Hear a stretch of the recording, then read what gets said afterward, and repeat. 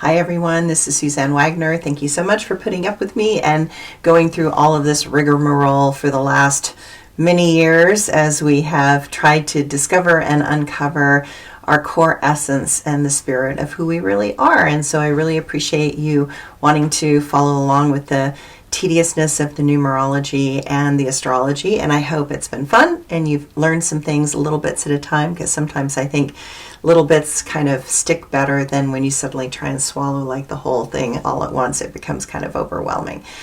Anyway, we're doing the numerology and the astrology for November 10th, 2020. Oh my God, it's November 10th, 2020.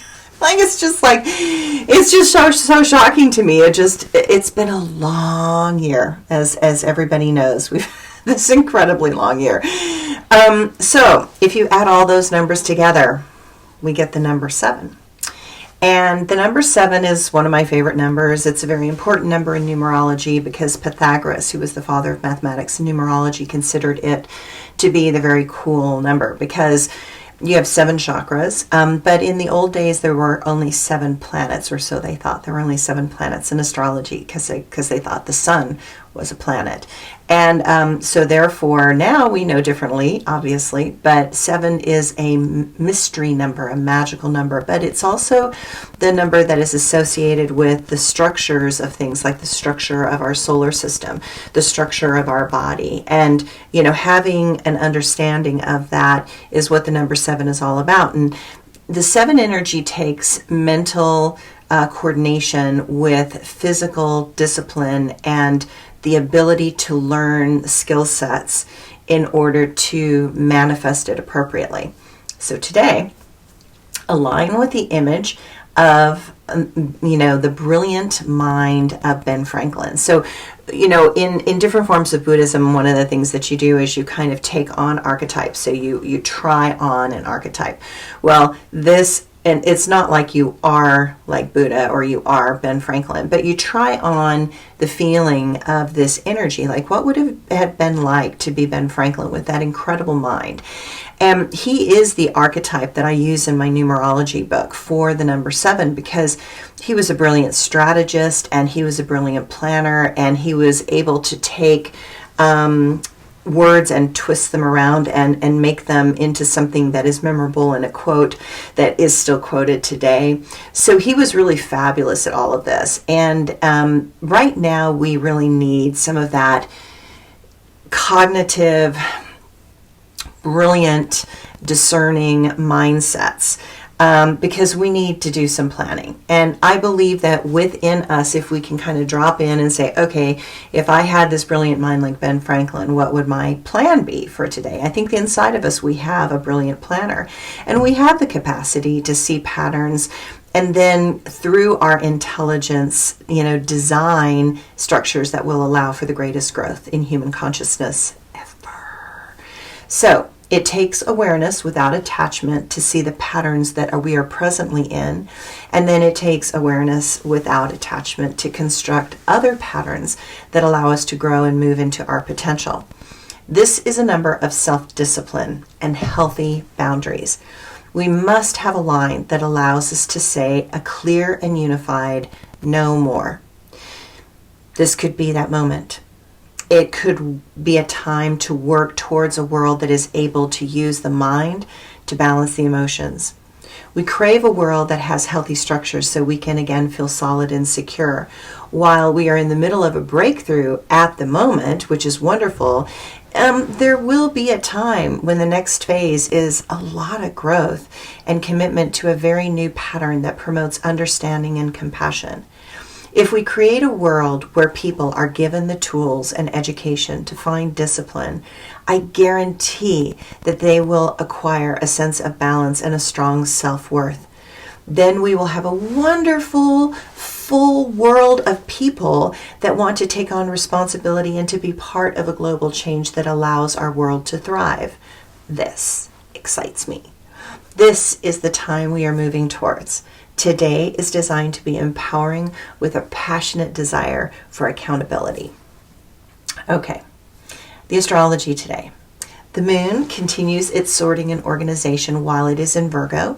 Virgo structure supports a feeling of sanity today. It's okay for us to pour ourselves into things that require detail and organization. Just remember that it takes many parts to make something whole. In fact, it will take all the parts. Now, we have to figure out where they go so they can be the most effective and flow within the highest vibration that is possible. But it's time to get started. The moon and Neptune oppose, so even though we may have the desire to get a lot done, there is also a feeling to test our footing and balance. Are we finally on solid ground? It's as if we have been living on a boat, being tossed and turned in an endless process where the chaos requires us to adapt to what was. And now we have finally stepped on solid ground, and just that shift alone requires each of us to adapt to this new reality. And while the mind might want to embrace it, the body needs more time to adapt. So even though we might think we are on solid ground, we feel exhausted, queasy, and a bit unsettled. Okay, the sun harmonizes with Jupiter and then with Pluto. Remember to listen, cooperate, and be practical. It's time to heal, help, reconstruct, and support a new order that is more predictable. We all desperately desire stability. Mercury is moving forward and us with it. Feel into that motion and let it carry us organically into this new manifestation. Be a truth seeker. Look at what has been hidden below the surface. It's time to see the man behind the curtain that's been pulling your strings. Deeper conversations will naturally open, and it is time to notice where you have been wrapped up in your own inner dialogue. After all, obsessiveness never leads to joy. All right, my quote for today. In the halls of times gone past, evil lived, but it did not last. What lasts are the gifts given in joy and flow. What lasts is the love given eternally in a rainbow. Hearts can last beyond the limits of time because love is always working overtime. We cannot truly love if we can only see the pomp and circumstance of the bourgeoisie. Every castle is built upon the ruins of the past. Life will be forever a merging of life's contrast. Okay, and my blog for today. At this time in life, I refuse to feed the evil in this world. While evil tried to force feed us, and too many got stuffed to the brim in the last 4 years, I intend to point out the goodness, the kind actions, and the joys of positive change when there is conscious intention.